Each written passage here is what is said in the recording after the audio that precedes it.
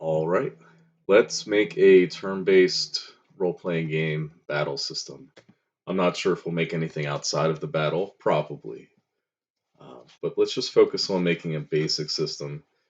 This will be in Godot 4, and we're going to do it in the style of retro Dragon Quest, Earthbound, any kind of like first-person turn-based battle system that you might think of. I think for Godot 4, this might be the first that I've made and published. We did do that active time battle system, which was a side view battle with that additional mechanic of the ATB system. But anyway, let's make a simpler one, and let's try and get a basic battle loop going in this first part. All right, so the first thing you want to do, make sure you download Godot 4. I'm running 4.3, but you can get the latest. It should be pretty much the same thing with slight differences. So do create compatibility mode. I'm gonna just turn off the recording real quick because I have to go through my folders, and I'll just be right back. All right, we're coming back right now. Okay. I'm gonna make a new folder in my documents, and I'm gonna call this project. What should I call it? Maybe I'll date it like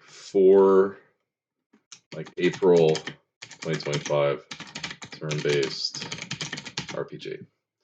That's just for me to remember. You can call it whatever you want. We're using compatibility mode, and yeah, let me minimize this. We don't need a sprite. So when your project loads, you'll have pretty much nothing in it. You just have that icon. The first thing I want to do, and that you should probably do, if you're doing pixel art, so you want to do something like 320 by 180 for your viewport. That's the size of your game. I do advanced settings, and then I like borderless, and then I multiply it by 3, whatever we just put in. So 320 by 180 times 3. And then I want to do stretch mode to viewport. That's going to stretch it per pixel instead of giving us subpixels. Don't worry too much about that right now. I'm going to type in filter in the search here. We're going to click on textures and do nearest. That you want to do if you want pixel perfect art. I also need to go in my folders real quick. I'm going to get set up with some utilities that I use in all of my projects. I'm going to grab these real quick.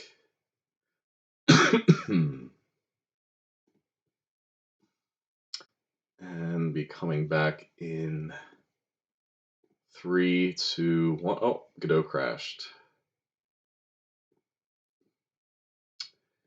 Godot crashed. I'll be coming back. Let's see.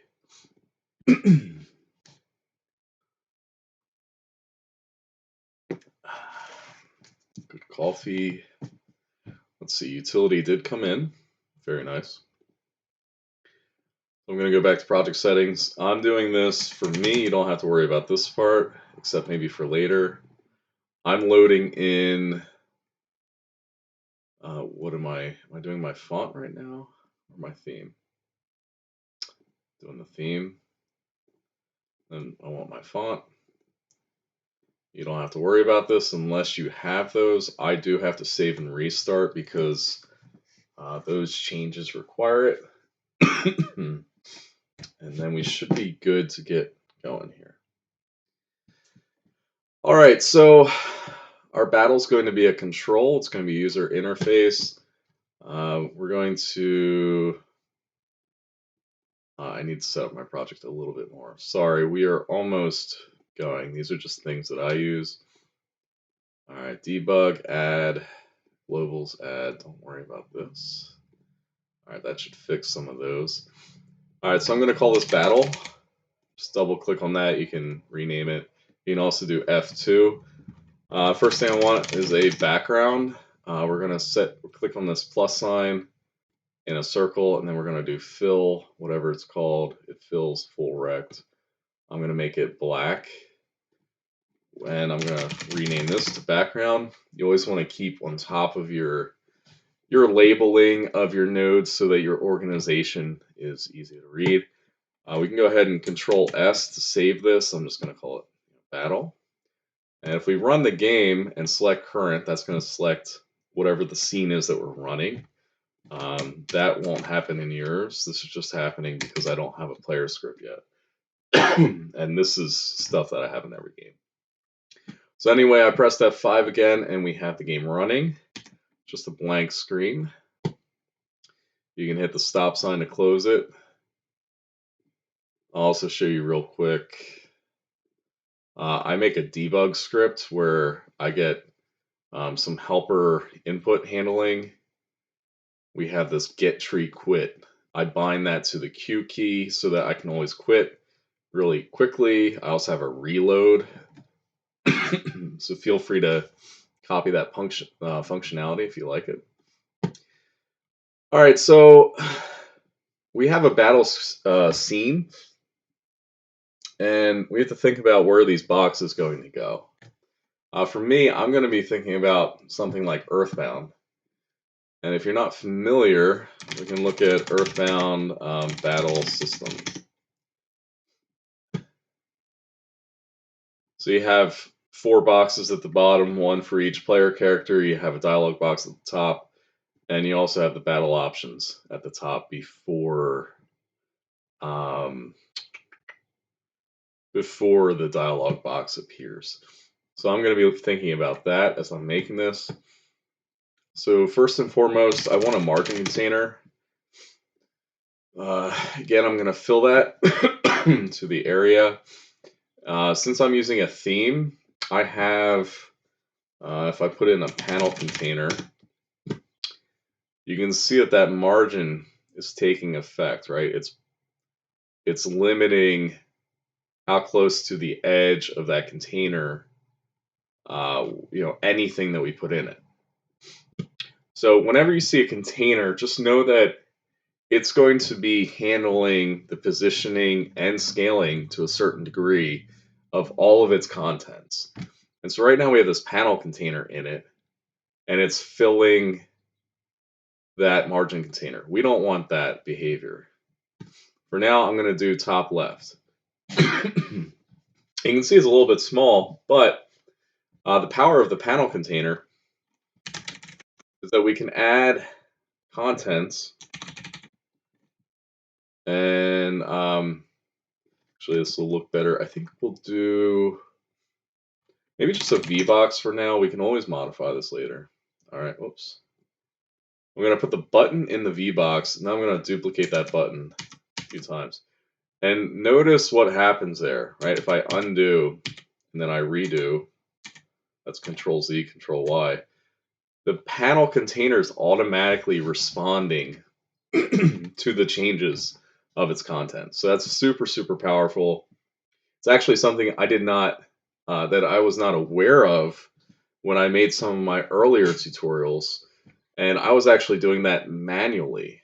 And as you may imagine, it's very difficult to manually update the size of that box every time you modify this content. So definitely get familiar with all the different nodes and how to use them best. So anyway, we have this options menu here. I'm going to call this options. And then I want to grab my menu script. This is something you can get on my GitHub. I give it to you free and clear to use. So I drag it on the window, not the VBox. And then what we're going to do is for this buttons container is drag that there. And so that's going to be loaded into the options menu script, and it'll allow us to get automatic access to these buttons and for all the functionality that we need. This is a very robust script that handles currently all menu functionality that I've ever needed. So feel free to use that. You'll certainly need to use it for this tutorial. Focus on ready. We don't need hide on focus. No, I'm not going to worry about this stuff right now. We can come to that later. We could do focus on ready, but I actually want the battle script to handle that. But just to show you what happens, if I hit focus on ready, that's going to tell that script to grab focus when it's ready. And so now it's kind of hard to see because we don't have a menu cursor yet, but we do have the button being highlighted. It's very subtle.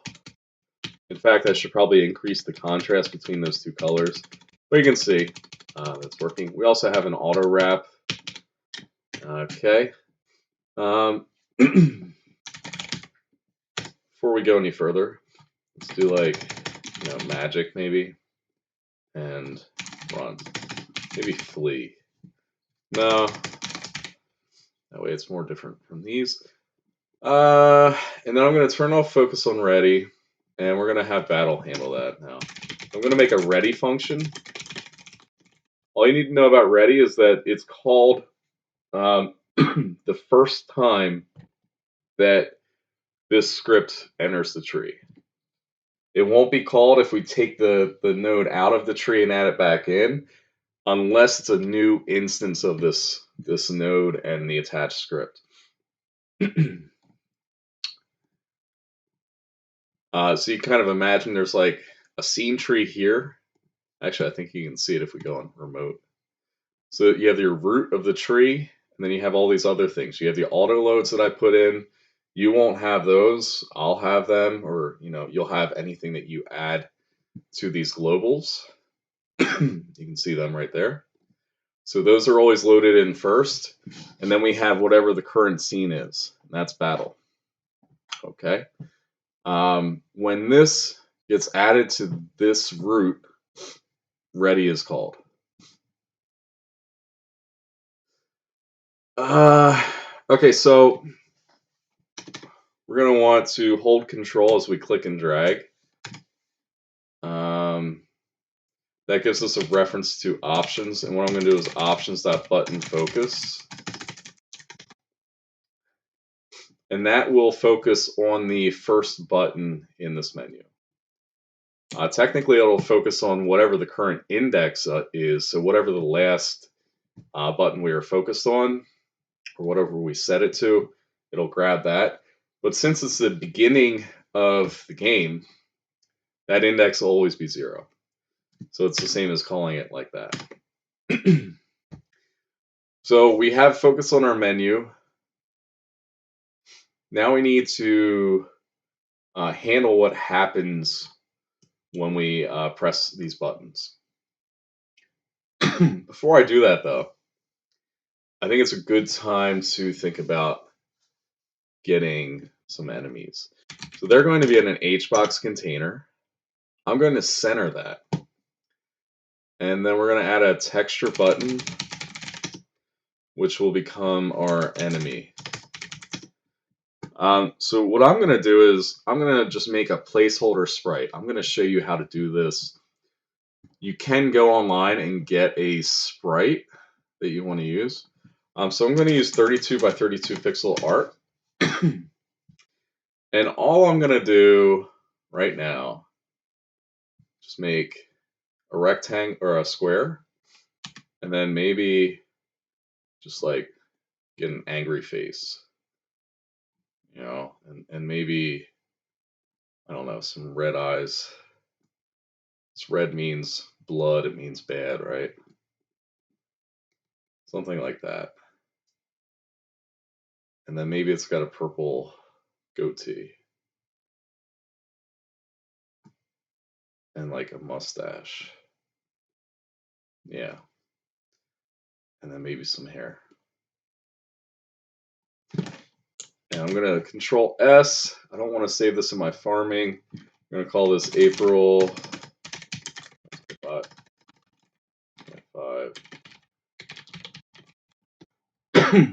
And I want to call it enemy. Then I'm going to do Control E, which is exporting a PNG of it.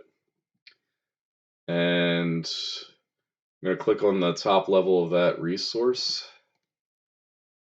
And we're going to make a new folder called art. That's separate from our art folder in utility. Then I want to just go and find that wherever I saved it. I'm going to hide this screen real quick. So I'm just locating that folder right now. And come back. All right, so I found the image. And what I'm going to do is drag it right into that art folder. We now have a copy of it in this folder. So I'm going to drag it to the enemy and do texture normal. And I also want to decrease this to the size of the enemy, and we want to recenter it. So voila, we have an enemy. Looks pretty goofy right now, but it'll do. I do want to go ahead and give it a script. We'll be using that later. We can rename this HBox to enemies. And while we're at it, let's do another HBox for players.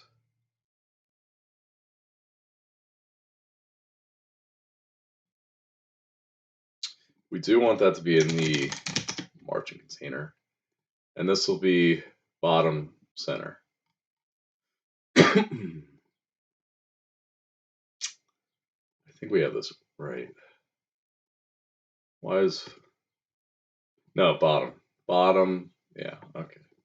So you can see it's the origin is down here. That'll come into play once we add our player windows. And so I might just show you, like, we might start it as something like that. And there might be a label. We can do like pname.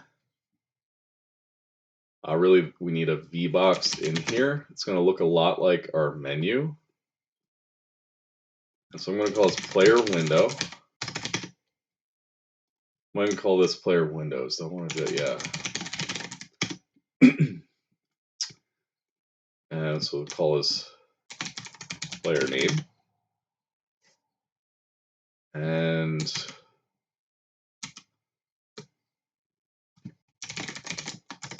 or even, let's just do like HP name empty.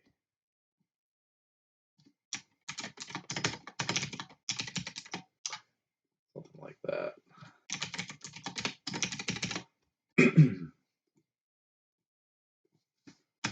Call this pname.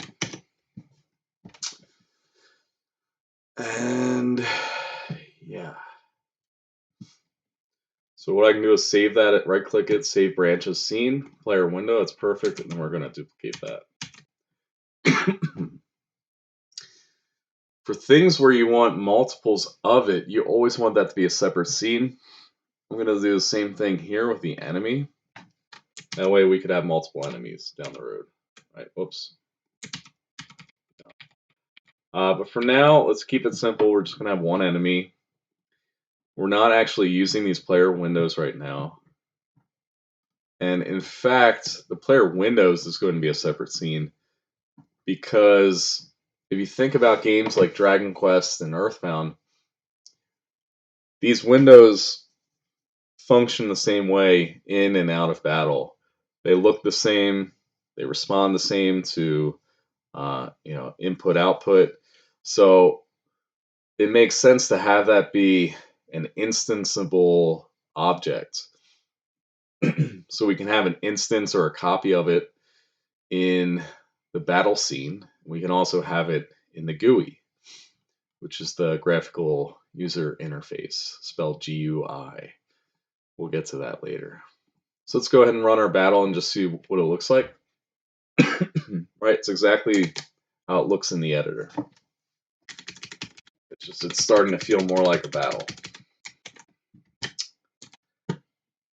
And so we're about at the point where we can start thinking about the battle loop. And what do you think we need to do to kick that off? Just like take a second, maybe pause the video and think about it.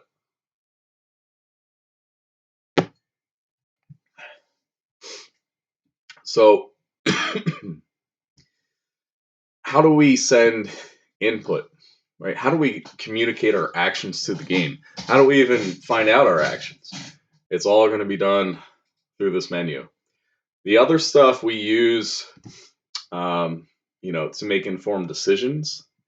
And in fact, we do use the menu for that as well. If you think about things like the inventory that will come later, and the magic options, and all of the costs and the quantities for these things, that's all data or information that helps us to make informed decisions as players when we're playing this game, trying to get through this battle successfully.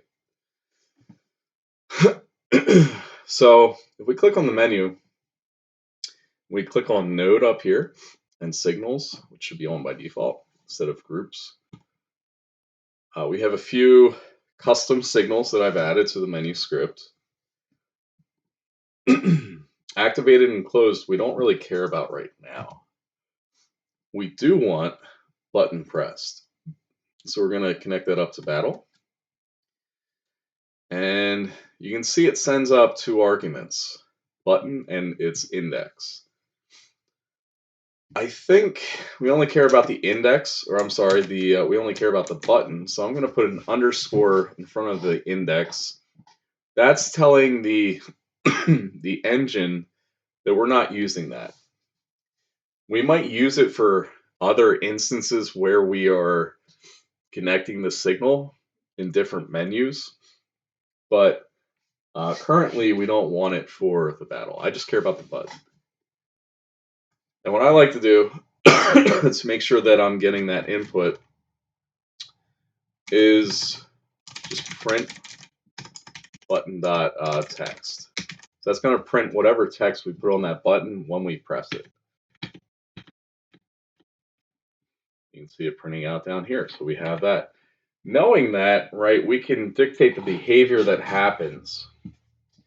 For now, let's look at these options. I want to disable those three. So we're only going to be using fight for now. And what I'm going to do is match button.text. I'm going to put fight. I have to check my caps on it. Yeah, that's fine.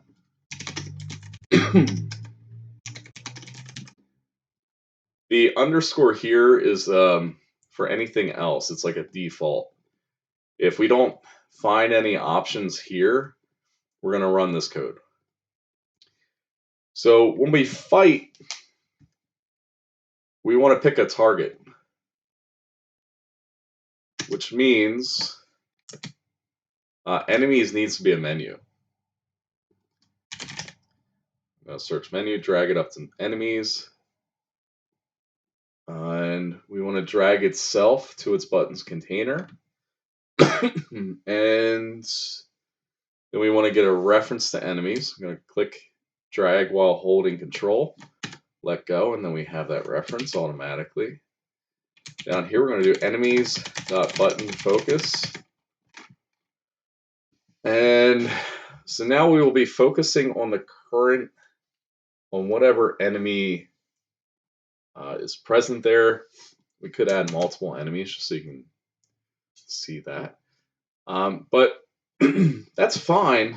But right now we don't have any way to actually communicate which enemy we are highlighted on. So let's add that functionality. So I click on that little scene, open an editor scene button. And let's go ahead and add an animation player. With that, we can make a new animation. Let's call this highlight. And I'm going to click on the enemy button. And let's look at visibility.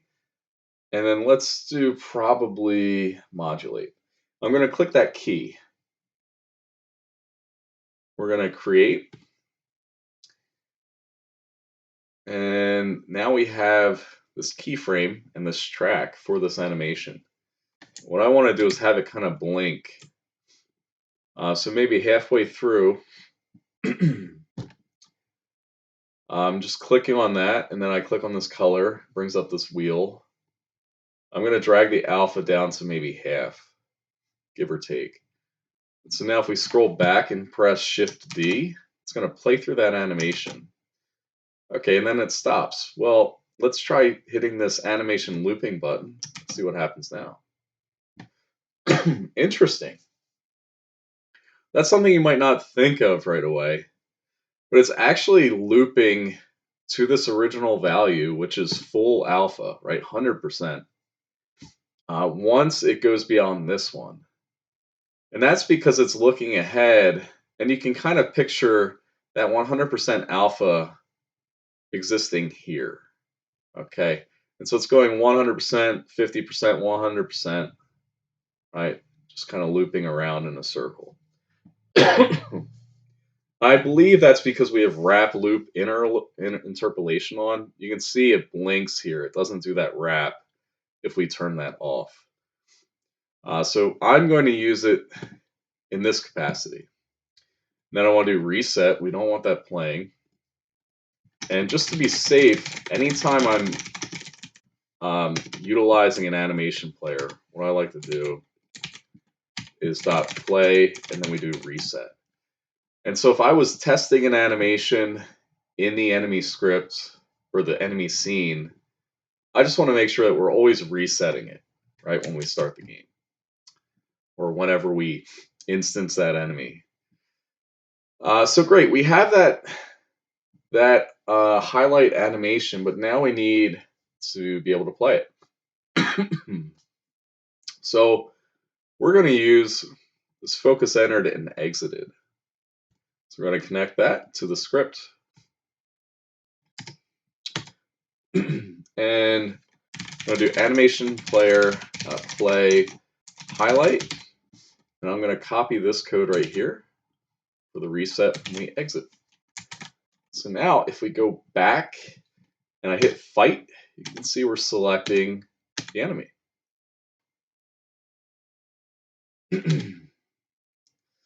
It would be improved with a cursor, and probably even more so if we exaggerated the effect a bit more. So I'm going to do maybe like around 25% alpha. Yeah. But we'll definitely add a cursor at some point. So that's great. We're showing it, but we haven't added any functionality beyond that. So I'm going to quit the game, go back, close the enemy for now. And so think about what we did with the options menu, right? We connected that button pressed. Since our enemies, that's a menu, we can just do the same thing right here.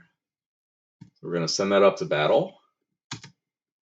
And so we currently have two primary menus that are going to facilitate this battle loop.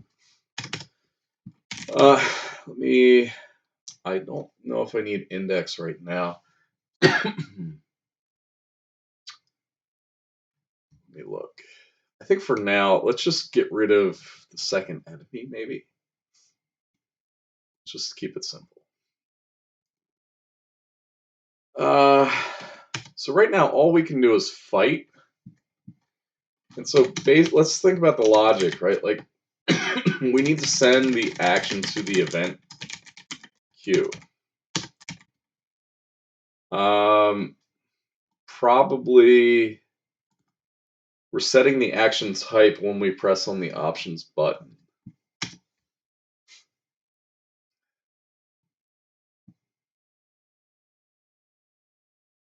So maybe we do an enumerator, and I'll talk about what that is in a second. For actions, and so let's have fight, defend, item, magic. And I think item and magic are probably going to be the same, at least behind the scenes. So let's just worry about those for now. And enumerators are constants as opposed to variables. which means they can't change. Once we set them, we cannot override them. We can only access them. So we access them like let's make a variable for action. That's going to be actions. That's going to be actions fight. Just for now, it's the default option. That's fine. So what we want to do down here, I wonder if I can just set it to -1. So action will equal, I'll actually go down here. Action equals actions.fight. And then we can use that when we send it to the event queue, which will probably, let me think.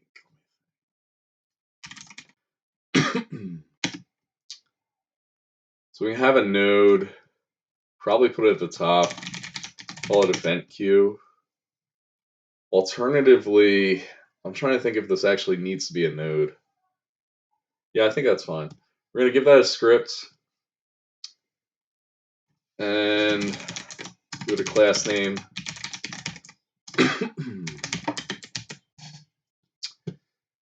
And we want to get a reference to that. Control click drag. Let's see. Func add.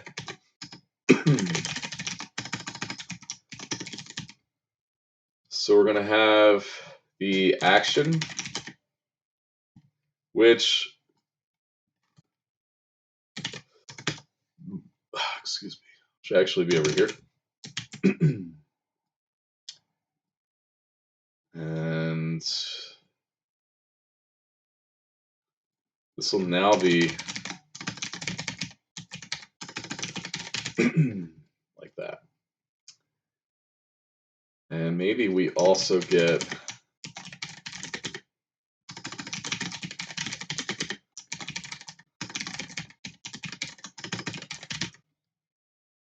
I think we can do this.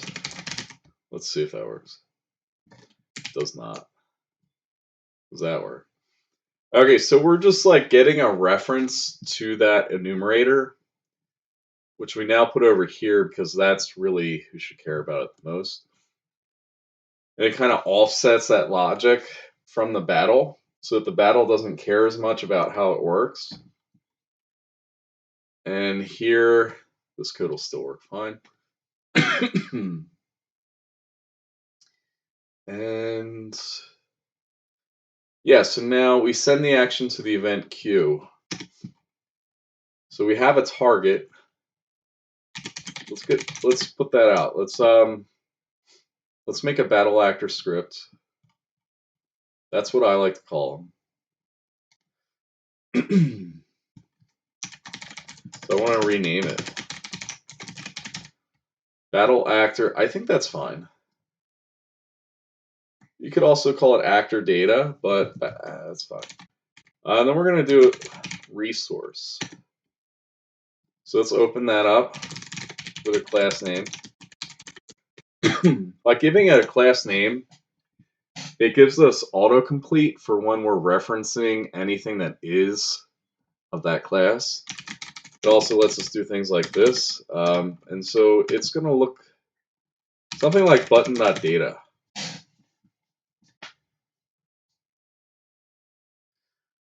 And that means enemies is going to need a data,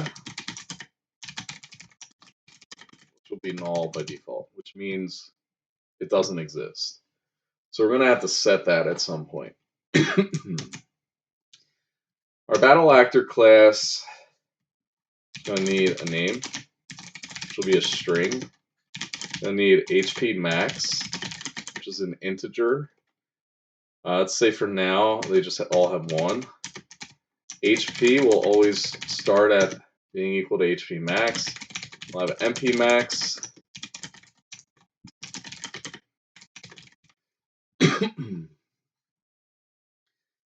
And actually, I'm sorry, these should be export bars.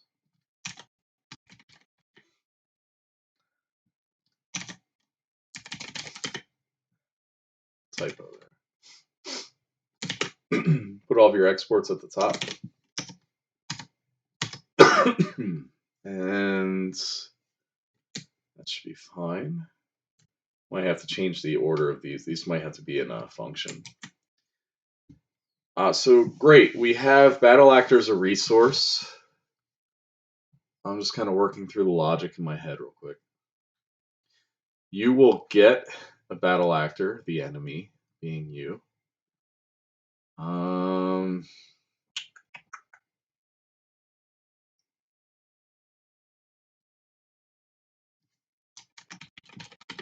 even make that an export var. And so what we can do, make a new folder. It's battle actors. And we're going to make a new resource. It's going to be battle actor. You can see that shows up because we gave it a class name. I'm going to call this Mr. Mustache. I don't know if I spelled that right, but whatever. We can manually type that in. I will automate that later. Maybe we'll give it 5 HP. I think MP max should actually be 0 by default. Okay, what else? So, battle actor is the enemy.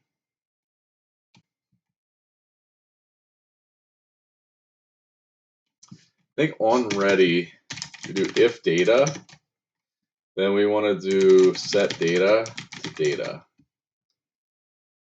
which let's just do a set get. I think that's the right way. It has to be like this. The formatting's really finicky on this.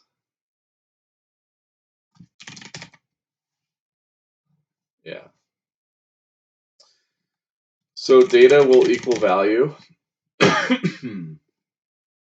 And we want to update our sprite based on that, but right now, update sprite, update. Let's see. So a set get function in Godot, anytime we set data directly, this will always be called. That's helpful because we can, from another instance or script of any kind, we can call, we can set that data and we don't have to care about what happens when we do it. And that should make sense later. What else? Is there anything I overlooked here? Export vars always get shown in the editor for a resource that allows you to input them through the editor like this instead of through code. That's really helpful.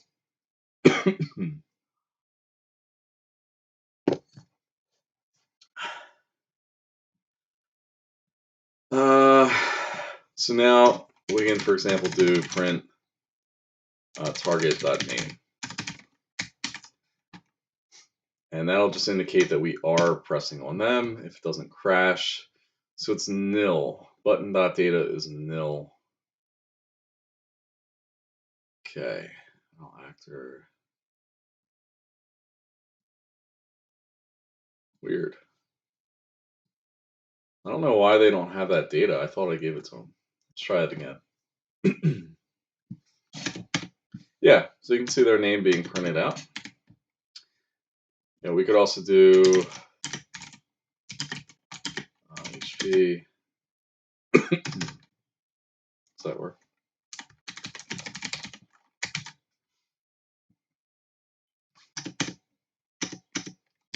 So their HP is only 1,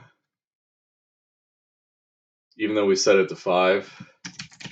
That reminds me that we need to do it like this.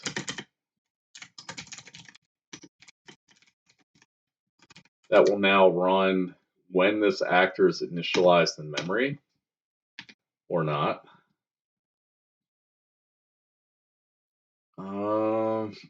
Let's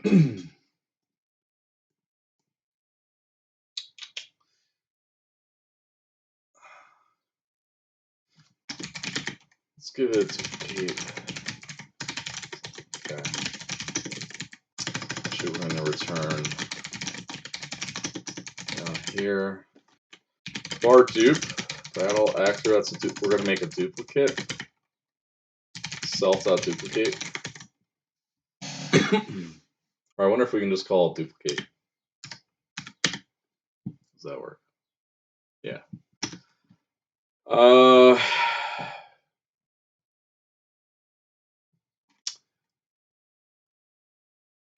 Dupe.hp equals hp max. Dupe dot.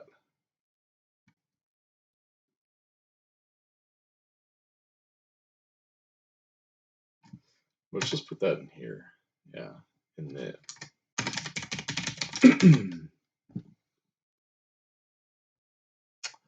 Does that make sense? No, we don't need the separate function.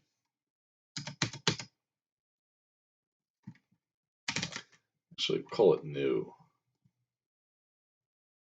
Return dupe. So we're making a duplicate. We're setting its HP and MP to our maxes. Then we return the dupe. And so we actually want to make a copy of that. So maybe copy is actually a better name for that. So the enemy's going to make a copy of its data, and that's what we'll be referencing now. So anytime we modify that data directly, we're only modifying the copy. We're still not getting the HP. That's weird.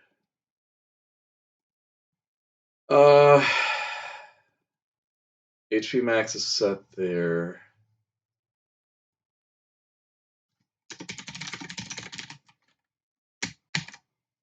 Let's see what's going on there. So it's 5 when we... Oh, that's why.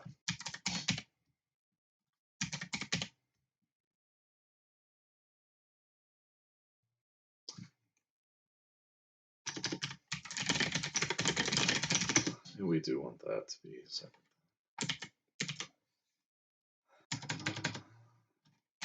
That way we can just do that. Yeah, all right, cool. Now, now we can progress. So we're printing that data, but that obviously doesn't really do anything functionally. So we get our target, and then we have the action already up here, which we store when we do the fight, when we press fight.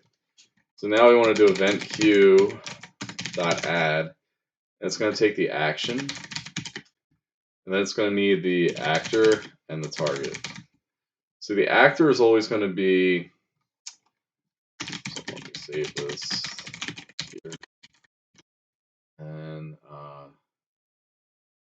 I don't think we need target to be saved, because we're always just getting it from whatever we select down here.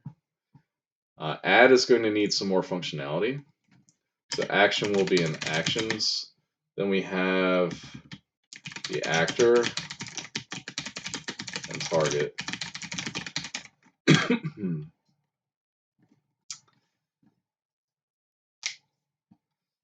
Now need a queue. It's going to be an array. And it's going to be an array of an array. Yeah.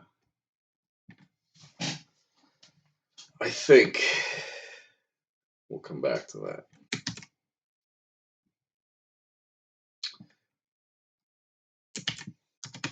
That should update. We're never setting actor though. So actor is going to be, which it's going to be matching the index of the player. And so maybe since that's always going to be a player, we can call this something like current player. And then, or even better, current player index. Just, yeah.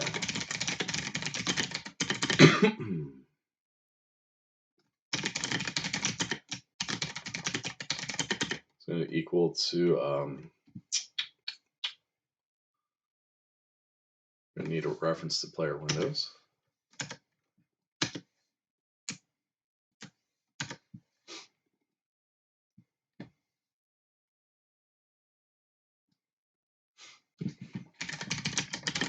We'll get that later.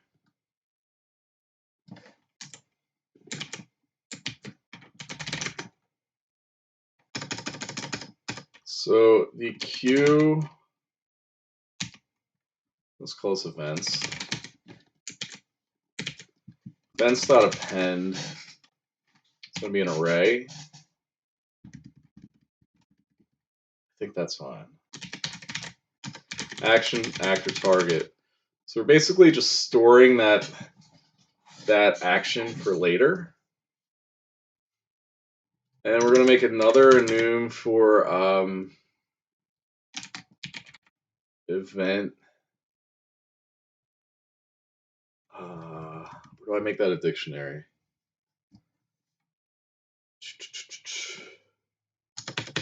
Yes, make it a dictionary. So here we can do action. It's kind of clunky.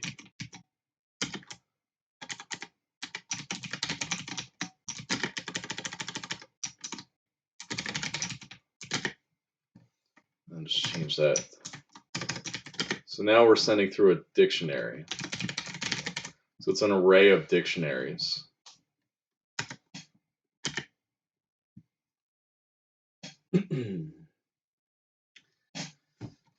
We'd also print like adding event.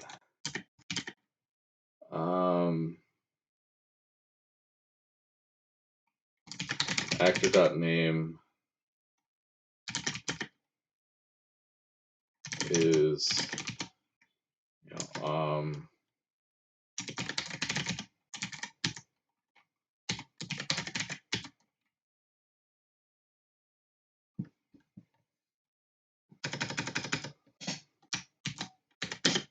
kind of get some spaces in there. Target.name, something like that. What did I miss? This is a function.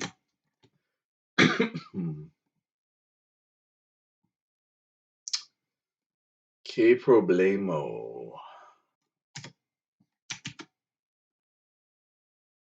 Okay.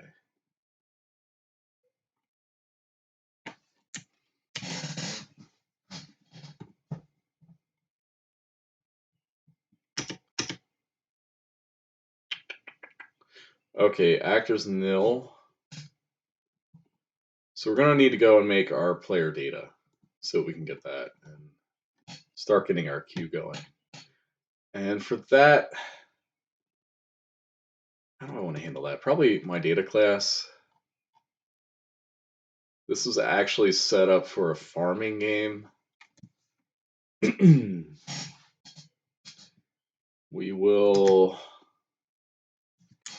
will modify this. You're welcome to take this code. I don't need that right now. Don't think we need that. We just want party. I tend to like having a global data class for holding things like this. So party.append. We're gonna have to make battle actors. Let's rename this to enemies. Make a new folder for players. And so they're going to get a new resource, which is a battle actor, and we're going to call it Tampopo. Open up Tampopo. We're going to have 32 and 0. And so now the player windows needs to load that data in. Let's also revamp how we showed this. What am I missing? We want this. Yeah. Bottom center. And they're going to need a script.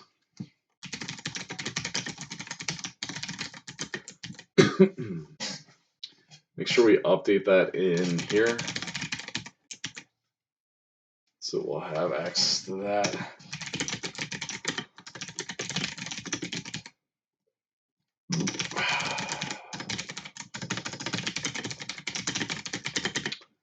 Data.party.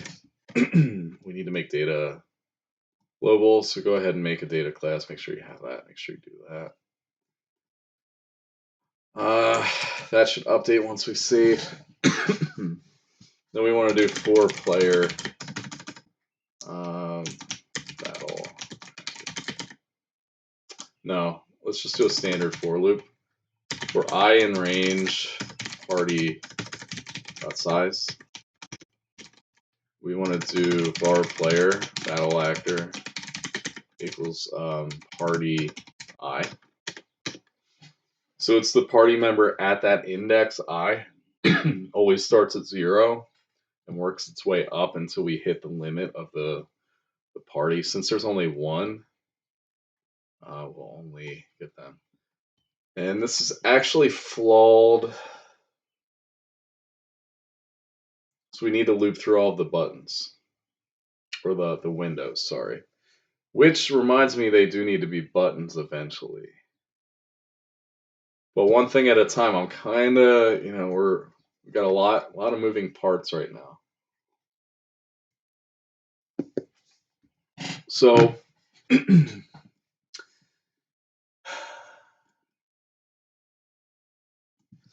do this. Get child count. And we want to do if I is less than party.size, then sorry, if I is that's fine, we can do that here. Then we want to say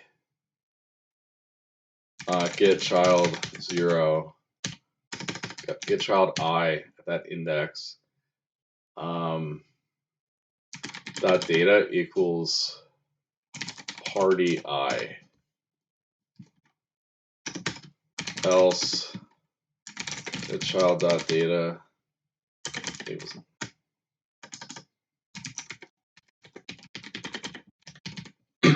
something like that. And so now player window needs a script. Since they're going to be a button, how do I want to handle that?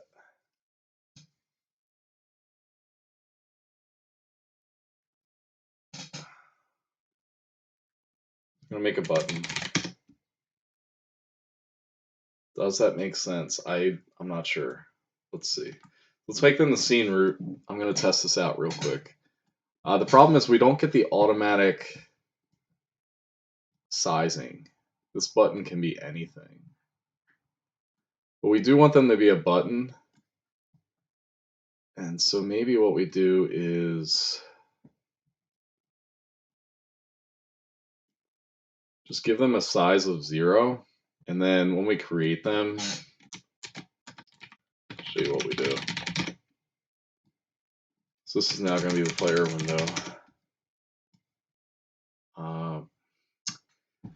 No, they kind of does need to match this container, which sucks.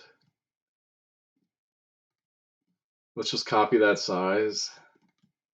Do it here for the minimum. And we could make it a tool script. No. See, I want it to be a button so that we can use it like a menu item. We want the functionality of a button. Anyway, let's give it a script.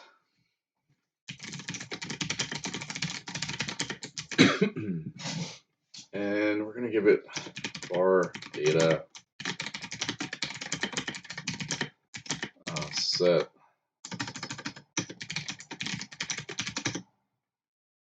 data value. If not data, then we want to hide. Another way of communicating that is visible equals data not null, not equal null, something like that.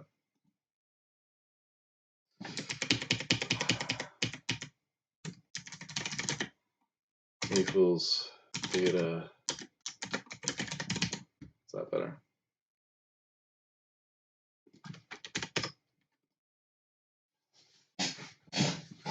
Okay.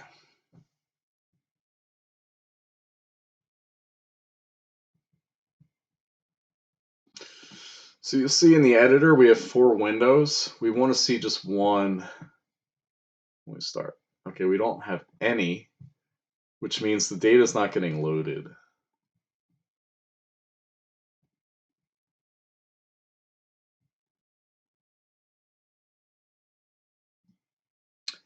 If I is less than party size,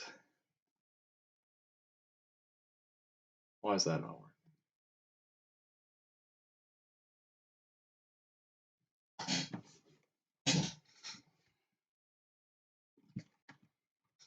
That should be working.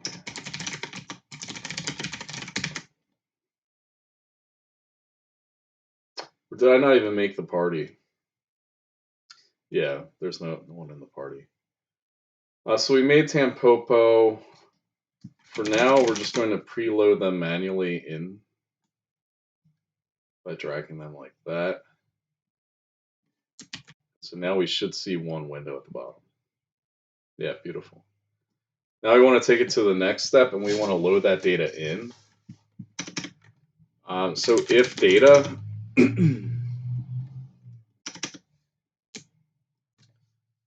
let's get references to all of these.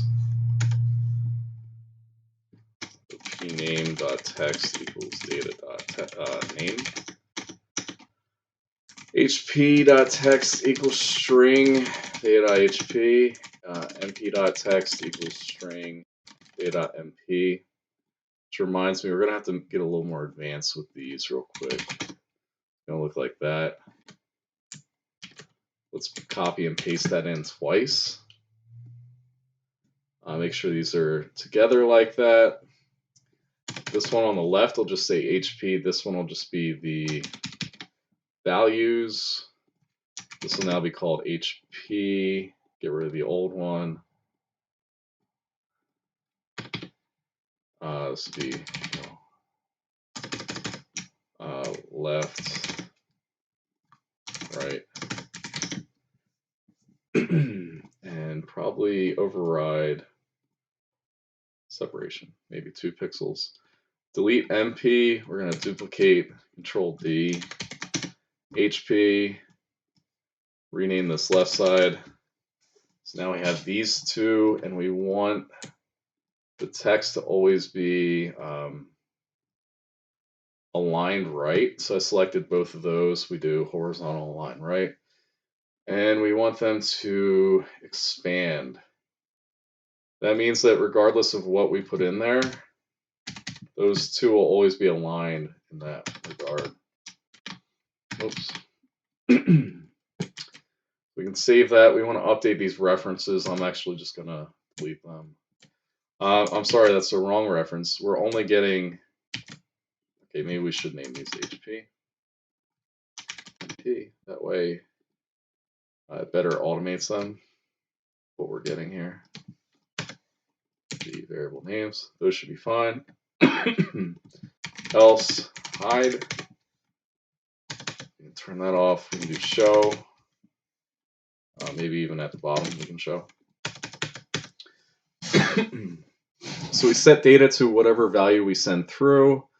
we update what we're drawing, we're also going to need to connect to that battle actor. I'll get to that in a second. But now we can see those values. Beautiful. Another thing is we need to limit the size of the name. So for that, I'm going to have to look up string. I did search help, I typed string, I pressed enter. And probably erase. That's one way to do it. I think there's probably a better way.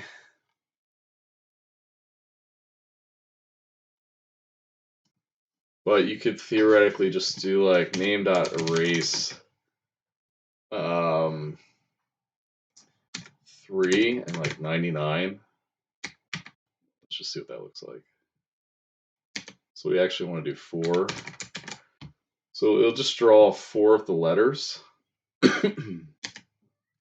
Probably do more. Yeah, something like that. Or just limit the character count in the game. But yeah, you get the idea, hopefully. So HPMP, let's probably give Tampopo a little bit more. I don't know why that's not updating. I'm guessing we didn't copy it. Is that not the phrase we use?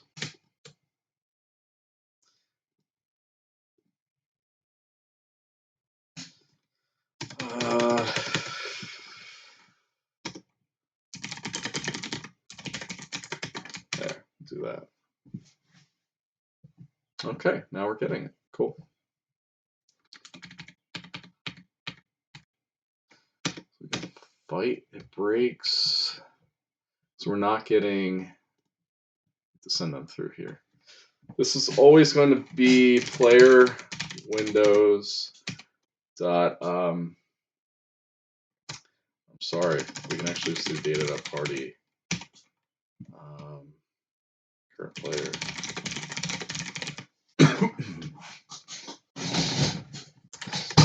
So now when we click on that enemy, we should see that print out. Tampopo fight Mr. Mustache. So since we're seeing all that, we know it's getting sent through to the event queue. If we print events.front as well, you'll see what that looks like. So action is 0, and then we have the 2 resources for each of the actors. After we send that to the event queue, we want to advance to the next player.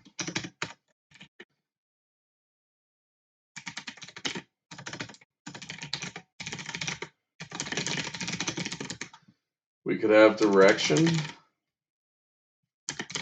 equals 1, and so now we do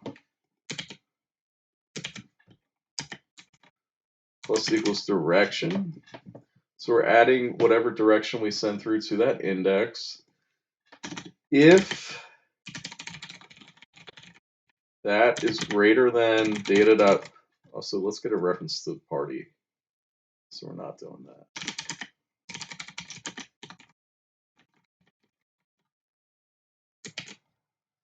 So we can delete that. Party.size.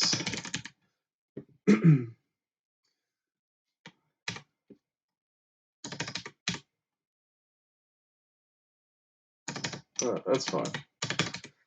So if there is no next player, then we go to the enemy turn.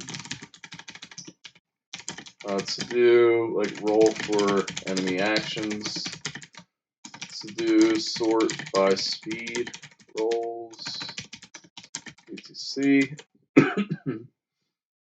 Else we want to activate that next player.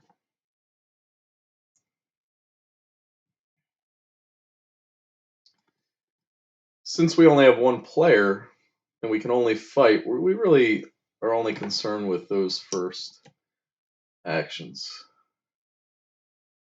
Real quick, I'm going to enable those. And enemy action, we're just going to take this. Copy this.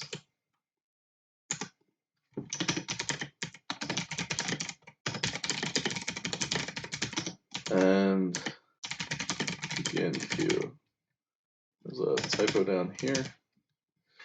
So now we don't have reference to a button yet. What we can do is for enemy in enemies.getChildren. Sorry, we want to do get buttons.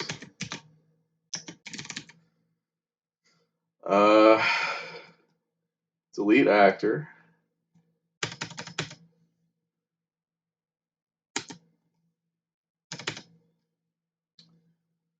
Target will now be data party dot pick random.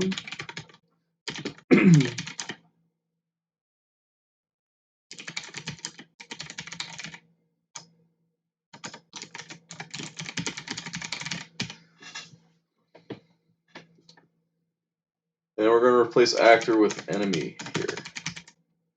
So what we're doing is, again, if we have submitted all actions for the current players, right, in the party, then we want to loop through all of the enemies. And enemy not declared, did we not give it a script with a class name? There we go. That should go away. Battle actor, but is enemy. Oh, that's a good point. So it's going to be enemy.data. In fact, we can do... No, we can just put actor back in there.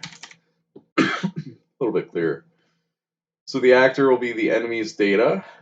The target will be a random member of the party. And we add that event to the queue. Action we did not set. So we can do that. For now, they're just fighting.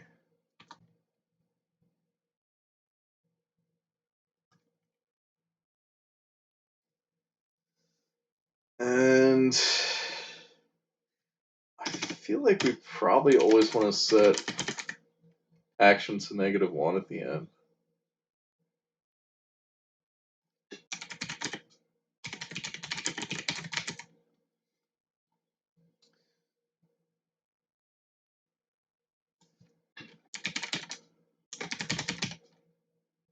Run.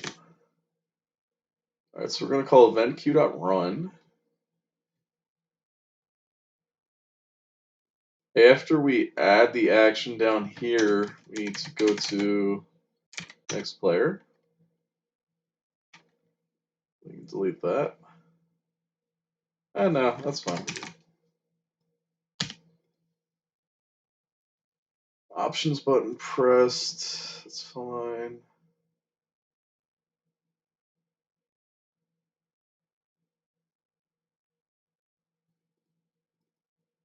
If we have more than one player,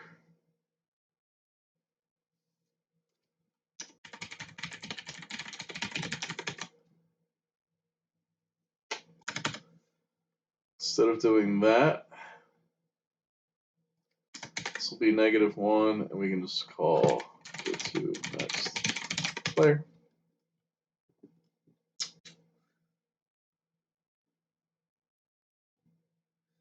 Event queue needs a run script.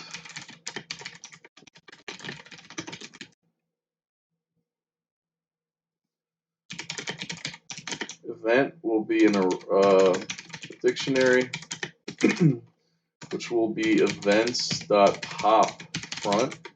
That means not only are we getting the front element of that array, we're also removing it. Then we want to do match event.action.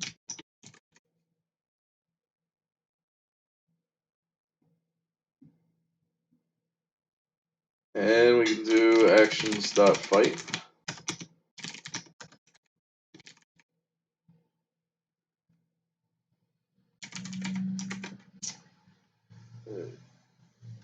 And we can just copy this for now.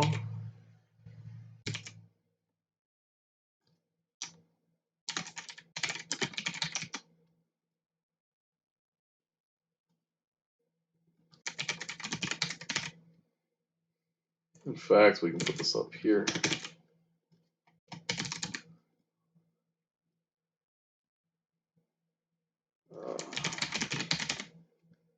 Let's do this far.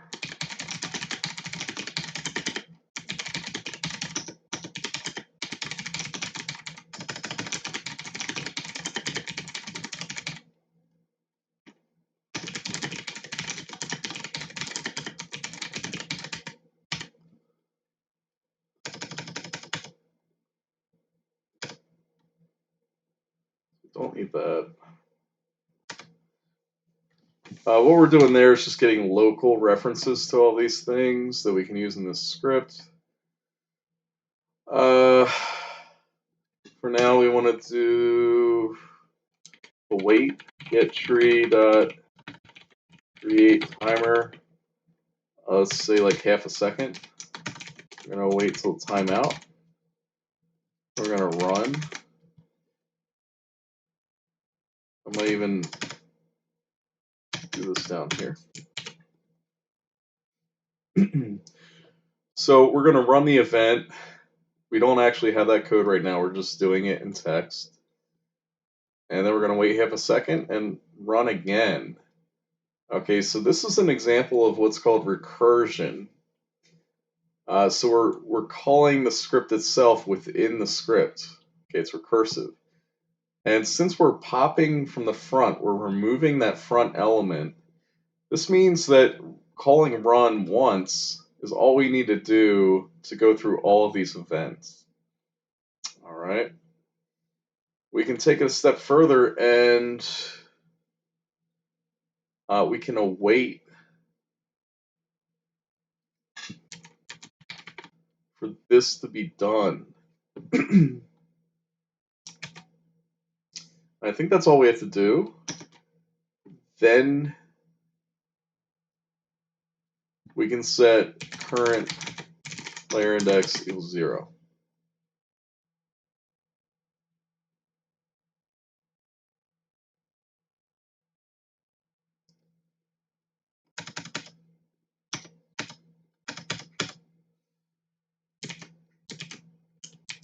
And maybe do this at the end.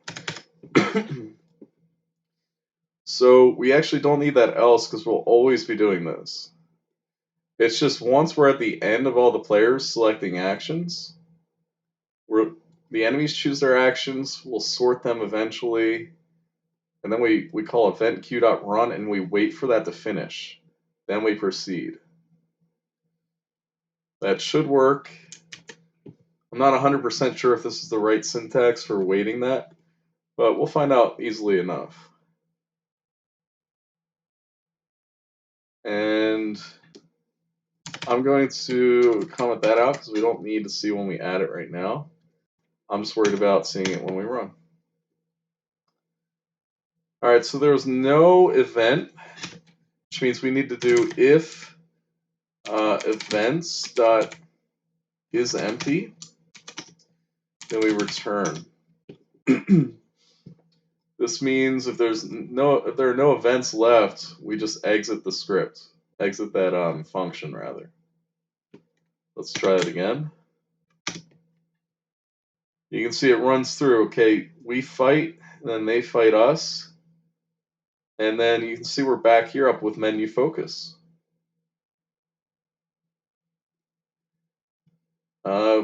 Technically,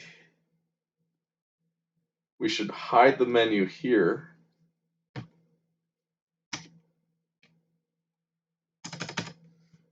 After we so we do options.close, and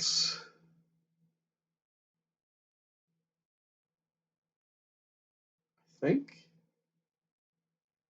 close the options. The enemies.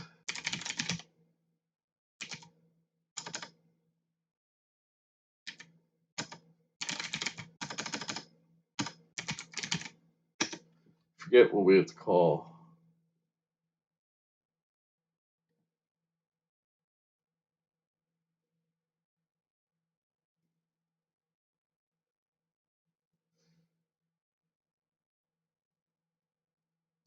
I think button enable focus false, maybe?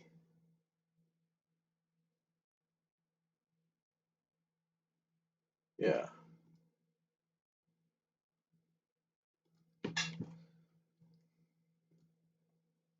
Actually add another function. Down by close.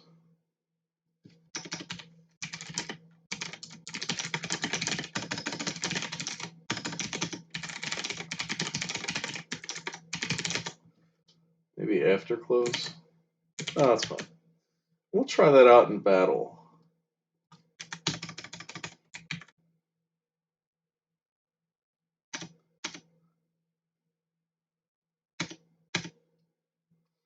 So the menu is not closing, at least how I would think it would.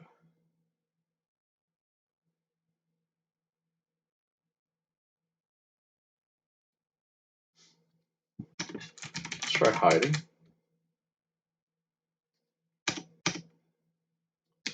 It's not working.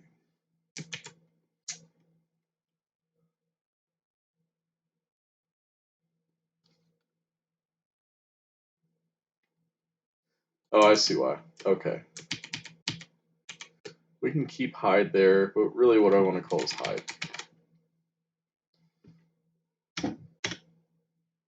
Yep. So we run through the queue.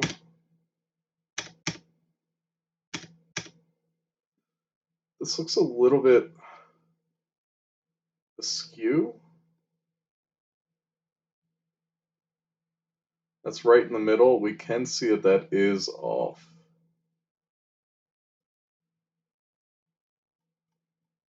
Looks like the size is not right. It's probably because we made these on, yeah.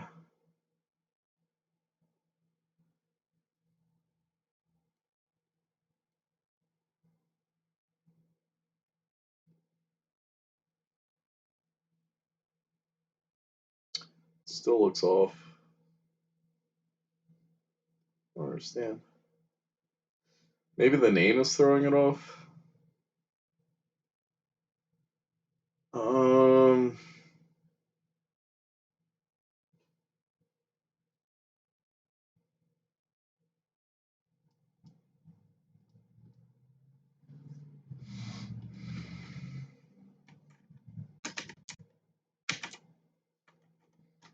That should fix it. Close enough for now. Okay, so let's actually get the HP effects happening.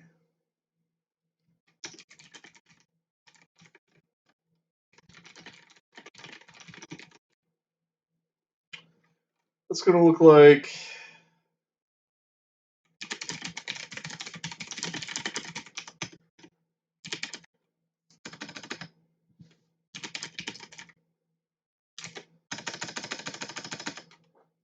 what are you cats doing? Get off of there.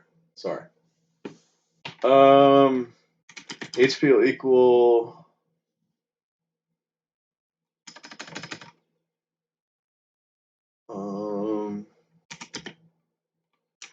plus equals value.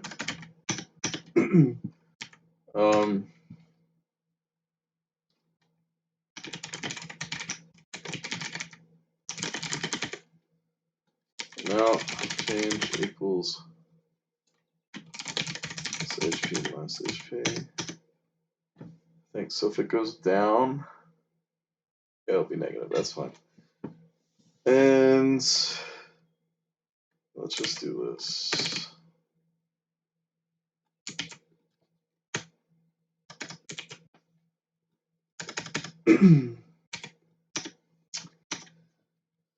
And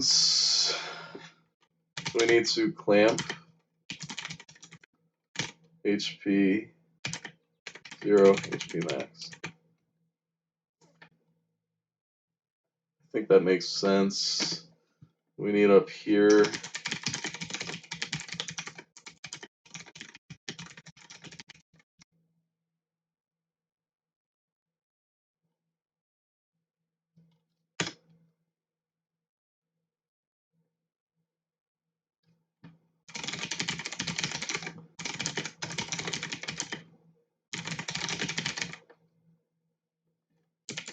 We can just put that there.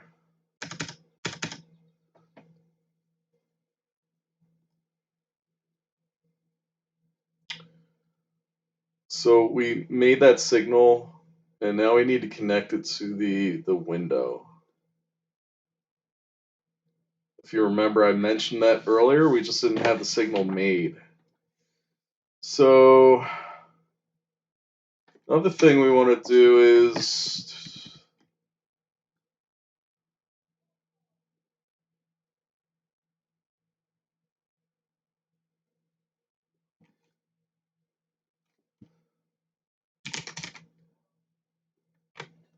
let's do this. So if data equals value, we want to return because it's already set to that. Down here, we want to set data equals to value. Oh, I'm sorry, this would be value.copy.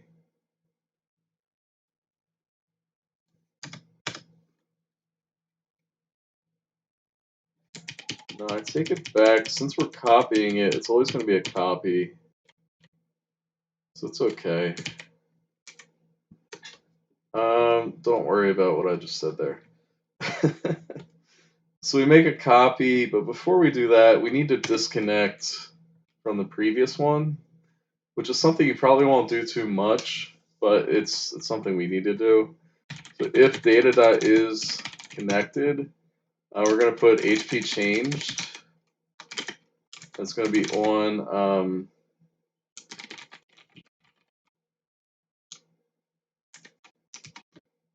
then we're going to do data.hp changed disconnect on data HP changed. Down here we need to make that hp.text equals, this is going to be HP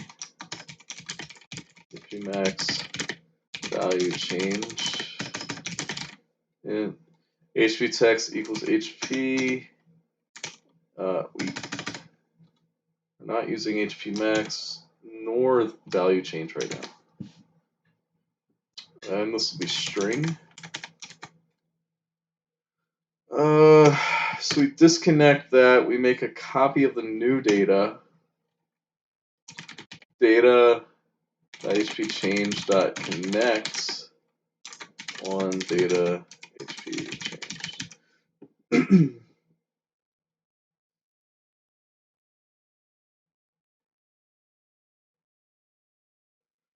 Oh, HP, that's no good.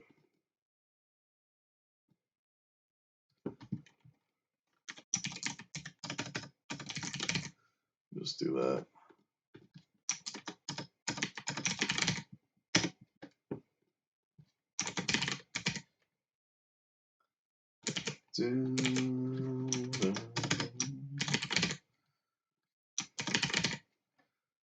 La la la la la. La la. What can I do? Hold on. Oh, we'll try something else. Let's try like self.hp. That's how you do that. So now when we get hit, typo. When we get hit, we need to call, when anyone gets hit rather, we need to call heal hurt. And so that's going to be in this event queue down here. So it's going to be target.healHurt, like just -1 for now, just so we can get something going.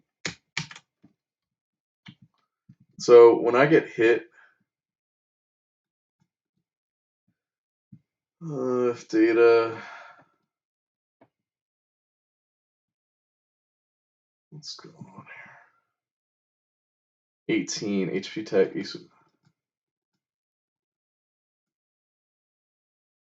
Oh, I renamed these in the window. In the editor. That should fix that. All right.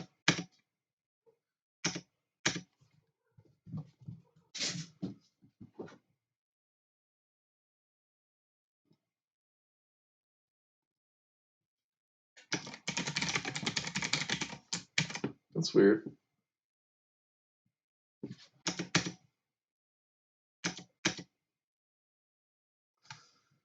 Okay.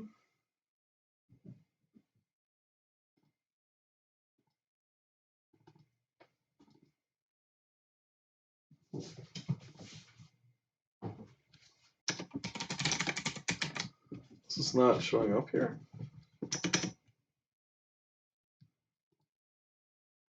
Oh, we're not omitting that function. So I think it's probably working. We just need to actually... No, we are.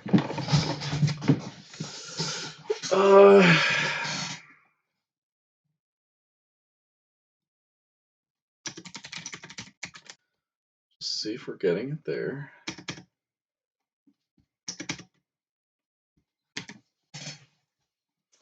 HP max for use. Let's see what's in here.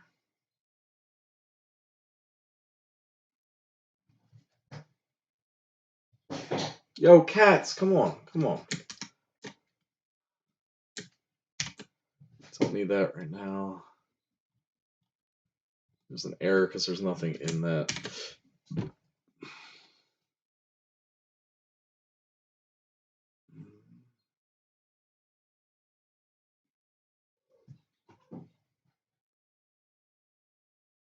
Maybe that's why.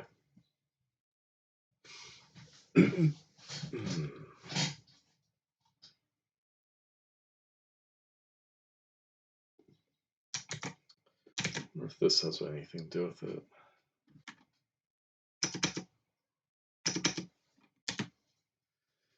No, because the player window is also not.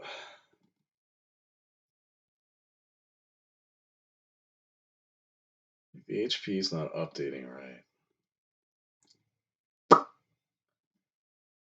HP equals HP max.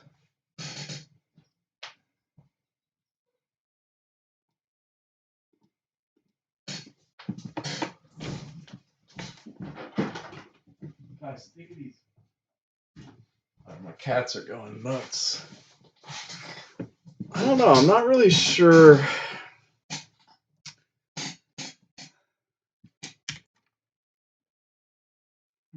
Let's see.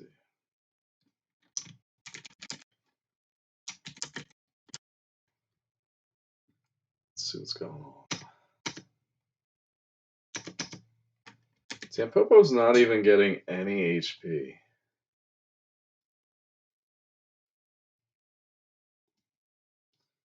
Which is weird.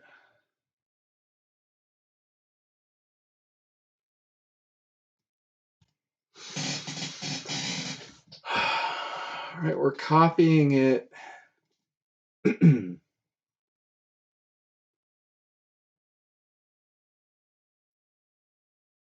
Oh, because we're setting this up here, maybe?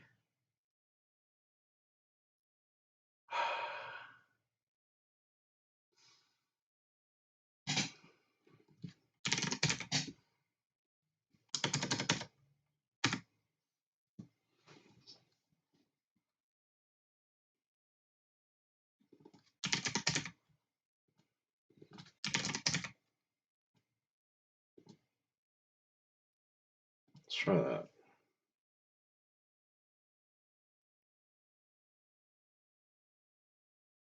This needs to be value.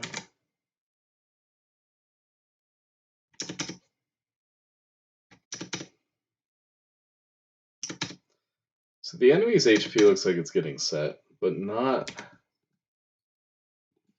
our character.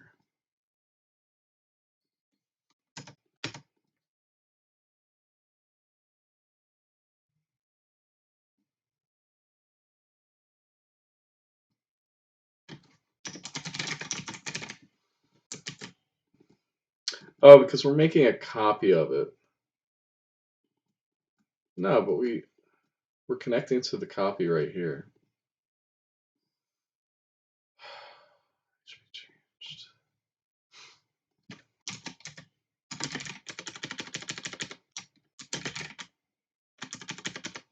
We have all the proper signals or arguments.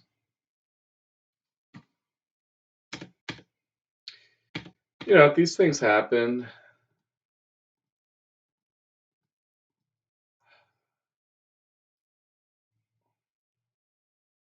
Oh, it's because it's a copy of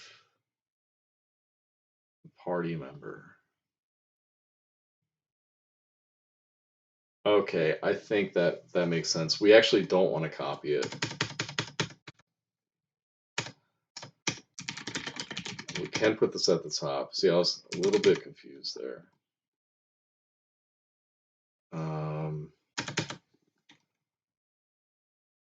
If data is connected.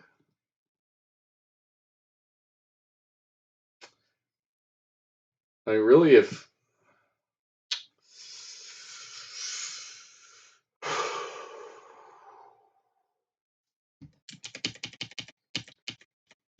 we'll get it. And data equals value. That should work. We just don't want to copy it. But now the problem is, why is Tampopo not getting their HP? Because they're not being copied?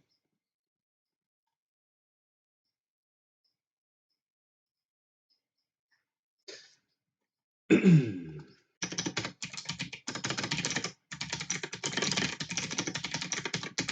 that.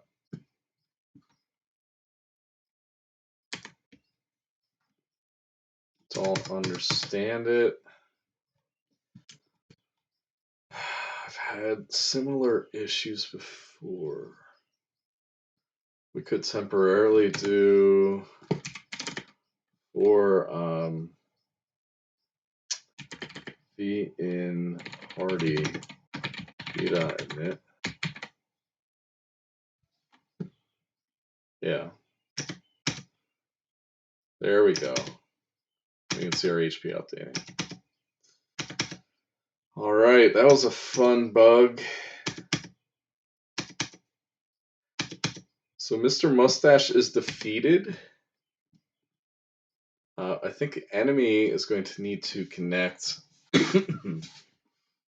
to their data.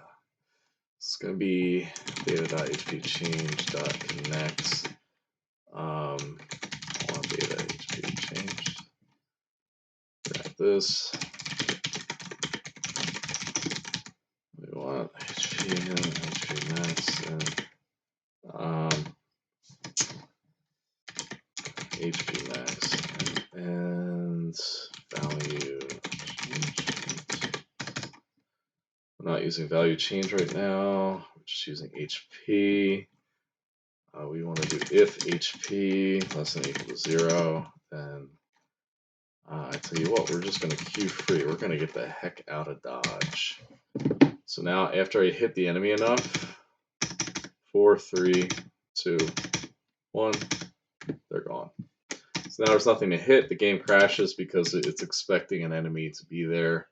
So that's something we'll have to check for. We also need to communicate that these entities are being struck. And we probably want a dialog box as well. So these are all things that I think we can tackle in the next part. So tune in for that. And we'll just keep kind of adding on to this and see where it takes us. All right. In the comments, let me know if you have any questions, if you have any bugs, anything like that. Make sure to check out the GitHub. At least the check out the scripts that are on there. You can look at them a little bit more in depth if you haven't already. You should at least know how we're using the menu.